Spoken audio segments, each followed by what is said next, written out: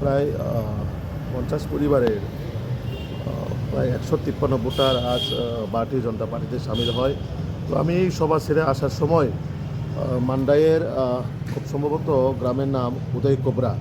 এই উদয় কোবরার মধ্যে কে বা কারা রাস্তার মধ্যে কালো কাপড় বেঁধে হঠাৎ করে জঙ্গল থেকে বেরিয়ে এসে আমার গাড়ির উপরে আমাকে মারার উদ্দেশ্যে তারা ইট পাটকেল ওই বড় বড় ইট অল্প কিছুর জন্য আমি বিশেষ করে আমার পিএসুরা তারা দেখে গাড়ির স্পিড গাড়ির স্পিড বাড়ানোর জন্য, তো কিছু অল্পের জন্য আমার হয়তো বা আমার শরীরে আজকে আঘাত হতো।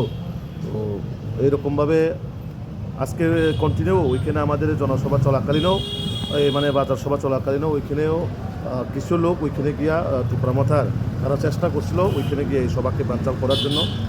আমাদের পুলিশ প্রশাসনরা ওইখানে গিয়ে এই জিনিসগুলো কন্ট্রোল করে এবং যাই হোক ওইটা তো একটা পলিটিক্যালিও ছিল, কিন্তু আমি ওইখানের প্রোগ্রাম শেষ করে আগরতলা আসার সময় আমার ওপরে যেভাবে ওনারা ইট পাটকেল দিয়ে হামলা করেন, আমি অবশ্যই এটা আমাদের পুলিশ প্রশাসনের কাছে আমরা এটা এফআইআর করবো আমি।